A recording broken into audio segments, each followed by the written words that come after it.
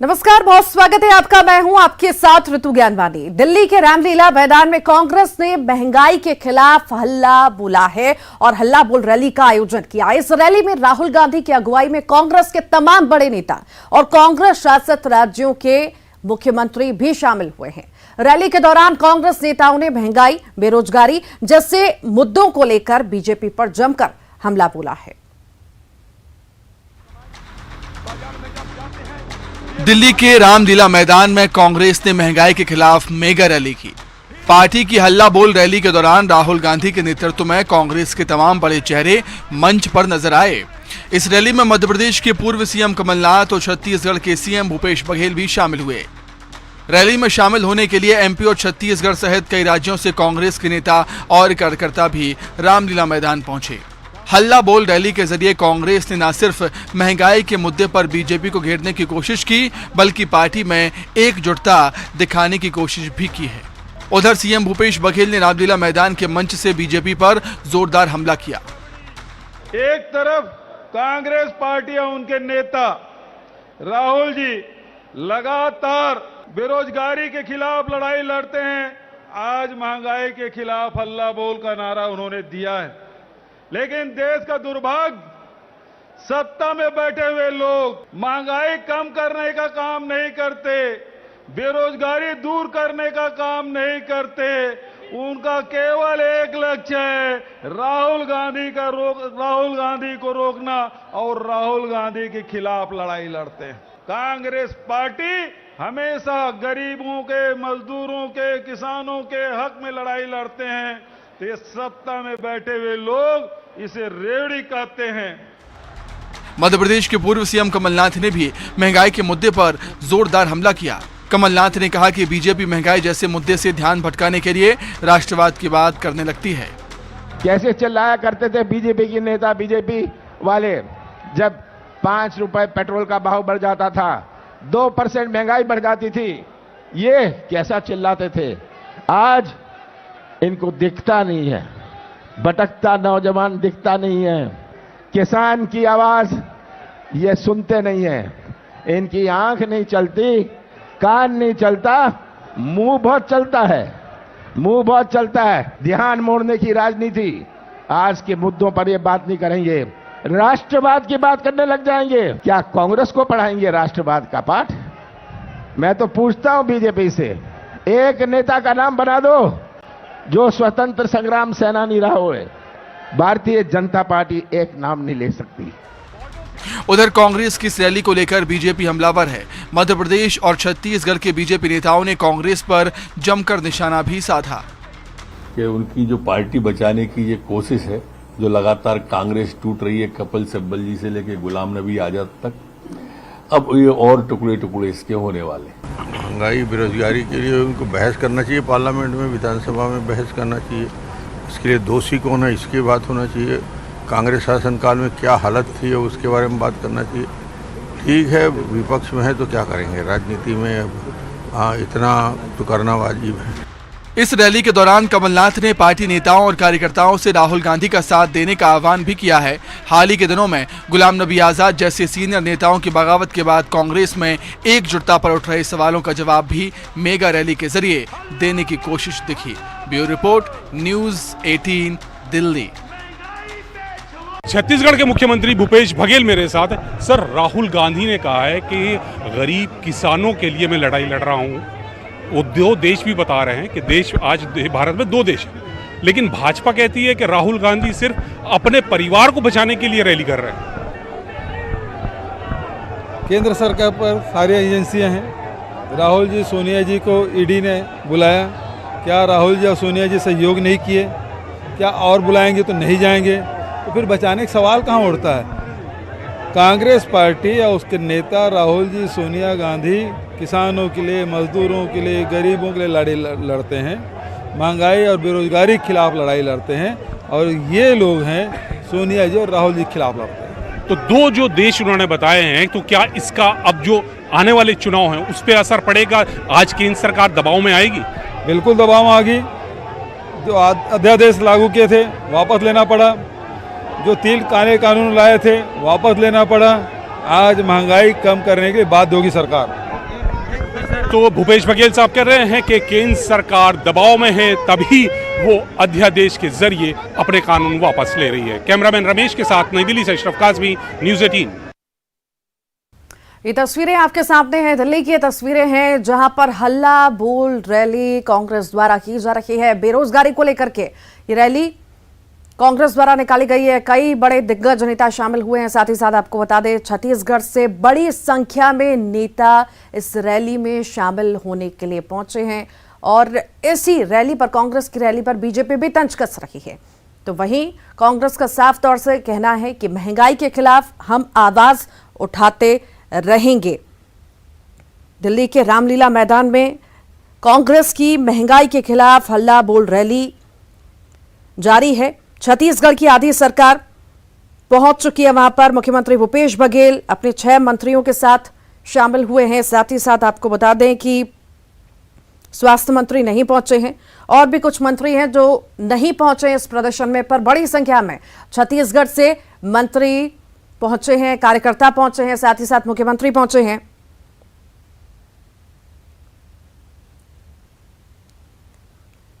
बताया यह भी जा रहा है कि इस रैली में छत्तीसगढ़ के 4000 नेता कार्यकर्ता पहुंचे हैं। बड़ी संख्या में कार्यकर्ता पहुंचे हैं।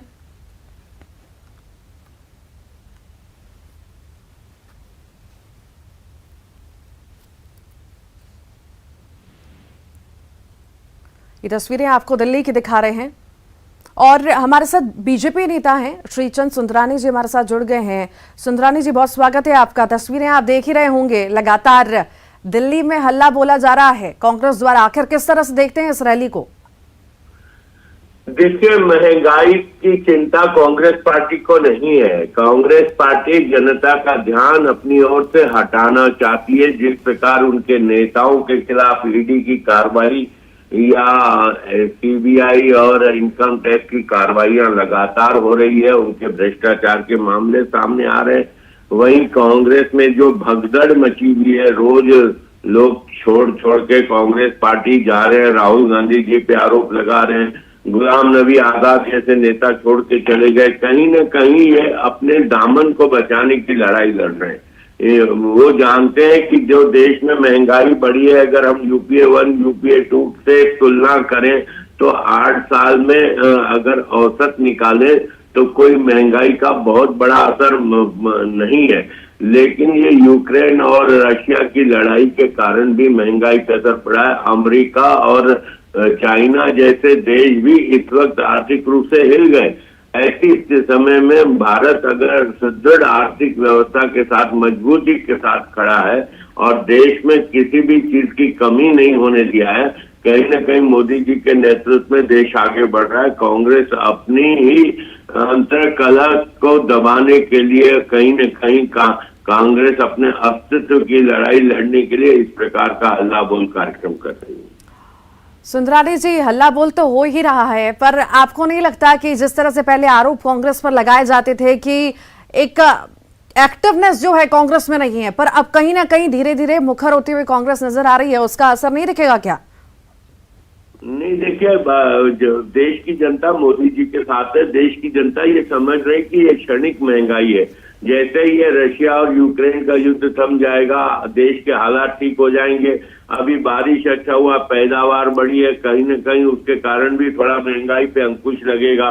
सरकार ने महंगाई रोकने के लिए पर्याप्त बंदोबस्त किए हैं। क्रूड के दाम अंतर्राष्ट्रीय बाजार तय करता है, उसमें भी कहीं न कहीं अब थोड़ा सा कमी आने के कारण फिर से डीजल पेट्रोल के दाम भी स्थिर हो जाएंगे, कम होंगे। कहीं सरकार जहां जहां राहत दे सकती है, आज अगर हम खाने के तेल की बात करें तो 50-60 रुपए किलो पे कमी आई है। दालों के भाव भी धीरे धीरे कम होने की दिशा में है। सब्जियों के दाम भी उतार चढ़ाव चलते रहता है। तो कहीं न कहीं महंगाई को रोकने के लिए केंद्र सरकार जो प्रयास करे उसके सुखद परिणाम सामने आने लगे हैं। ठीक, आप लगातार हमारे साथ बने रहिए। नितिन भंसाली जी कांग्रेस से हमारे साथ जुड़ गए हैं। नितिन जी, महारैली हो रही है दिल्ली में, बड़े दिग्गज शामिल हुए हैं, पर बीजेपी तो ये कह रही है कि केंद्र सरकार पूरी तरह से महंगाई कम करने की कोशिश कर रही है, लोगों को राहत दे रही है। क्या कहेंगे? आज 7 साल हो गए, अच्छे दिन का वादा करके आए थे, अच्छे दिन आएंगे, 100 दिन में महंगाई कम करेंगे, 7 साढ़े 7 साल तो हो गए, क्या कम हुआ? ये हमेशा यही कहते हैं कि करेंगे, देखेंगे, इससे बात नहीं बनेगी। आज आप देखिए रोजमर्रा के बजट की क्या स्थिति है। आज ये देखिए दालों के भाव, अभी सुंदरानी जी कह रहे थे कि दाल इतना रुपए सस्ता हो गई है, शक्कर इतना रुपए सस्ता हो गई, कुछ कुछ सुन रहा था मैं, तो कौन सी दुकान में सस्ती मिल रही है सुंदरानी जी, कोई बोलो बता दे तो मैं थोड़ा वो नाम सार्वजनिक कर दूं, और किस रेट में मिलेगी वो अनाज या वो सब्जियां या वो जो भी चीजें हैं वो किस रेट में और कौन सी दुकान पे मिलेगी, मुझे सुंदरानी जी बता दे, मैं वो चीजें सार्वजनिक कर दूंगा। बंसाली जी, जिस तरह से रैली निकाली जा रही है, किस तरह से आखिर इस रैली को देखें, क्योंकि राहुल गांधी को बड़े चेहरे के तौर पर पेश तो किया ही गया है, क्या माने कि महंगाई के बहाने राहुल को भी प्रोजेक्ट किया जा रहा है? जी देखिए, रैली जो है ये जनता के हितों के लिए है, रैली नहीं है, महारैली है। ये जो एक हल्ला बोल है कांग्रेस का, इसमें पूरे देश से कांग्रेस के कार्यकर्ता और आम जनता का इसमें समर्थन मिल रहा है, और निश्चित तौर पर एक शंखनाद है कांग्रेस पार्टी का एक केंद्र की मोदी सरकार के खिलाफ, और इसका असर 2024 के चुनावों में देखने मिलेगा। त्राही मच चुकी है। आज मैं आपसे ही बात करूं, आपके घर की बजट की बात करूं, तो आप खुद ये इस चीज को मानने पे मजबूर होगी कि घर का बजट जो है वो बिगड़ चुका है। गैस सिलेंडर, पेट्रोल, डीजल, सब्जियां, दाल, अनाज, तेल, घी, शक्कर, कौन सी चीज सस्ती हुई है? हर चीजों के दाम 3 से 4 गुना बढ़ चुके हैं, और ये अपने मित्रों के कर्जे माफ करने में लगे हैं। तो बड़ी ही विकराल स्थिति है देश की, और इसका जवाब जो है वो जनता देगी। और आज जो अल्लाह बोल महारैली जो कांग्रेस की दिल्ली के रामलीला मैदान में हो रही है, ये निश्चित तौर पर एक शंखनाद है और एक जवाब है केंद्र की मोदी सरकार को। सुंदरानी जी, आप कह रहे हैं कि कहीं ना कहीं नियंत्रण में है सब कुछ, महंगाई इतनी ज्यादा नहीं है, पर बेकाबू तो हो रही है महंगाई। इतनी ज्यादा महंगाई हो चुकी है कि लोग परेशान हो रहे हैं, रुपया गिर रहा है, आगे कैसे चलेगा? मैंने ये कहा कि महंगाई नहीं बढ़ी है। मैंने कहा तेल का दाम 60 रुपए कम हुआ है, प्रति किलो 60 रुपए कम हुआ है। मैं नितिन बंसाली जी, मैंने शक्कर की बात नहीं की, शक्कर का दाम तो बढ़ा भी नहीं है, तो घटने की बात ही नहीं थी। और जहाँ तक दालों में बंसाली जी जवाब ले लीजिए ना, फिर आप भी बोलिएगा। जी सुंदरानी जी बोलिए।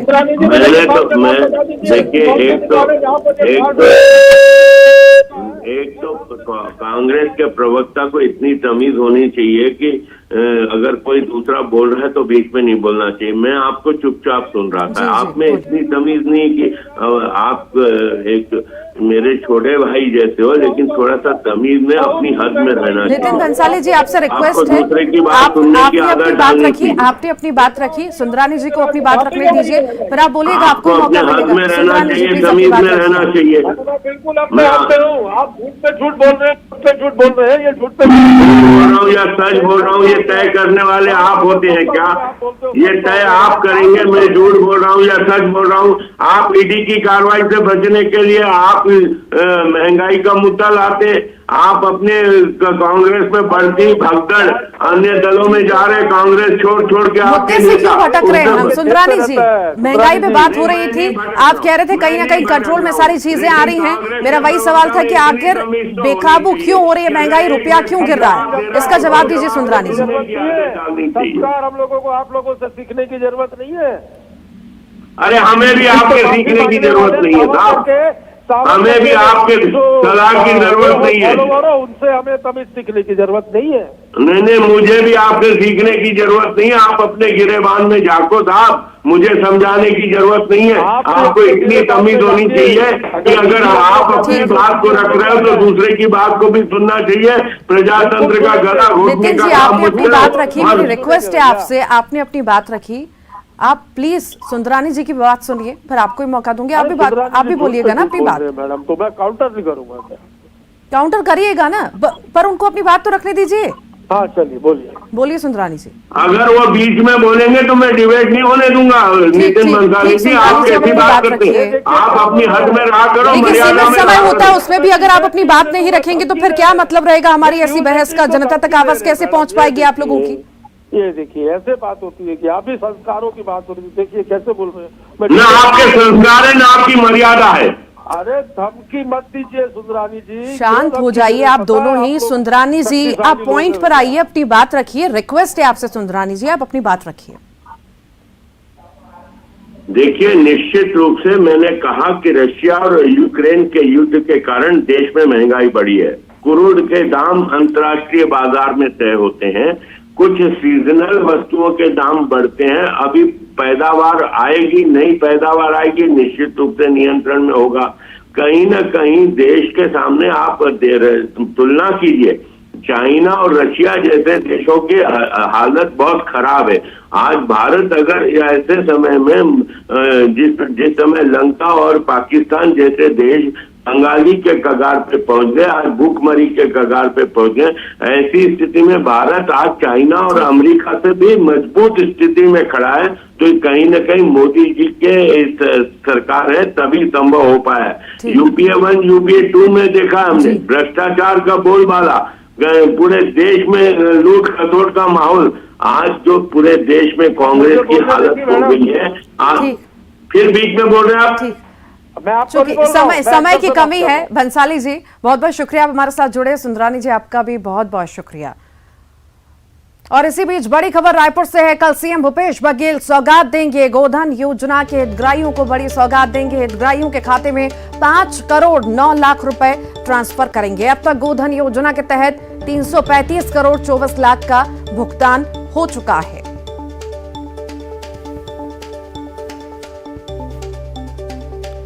गोधन योजना के हितग्राहियों को बड़ी सौगात सीएम भूपेश बघेल देने जा रहे हैं। कल सीएम भूपेश बघेल बड़ी सौगात देंगे। इस वक्त की बड़ी खबर आपको बता दें, कल सीएम भूपेश बघेल बड़ी सौगात देंगे। गोधन योजना के हितग्राहियों को मुख्यमंत्री सौगात देंगे।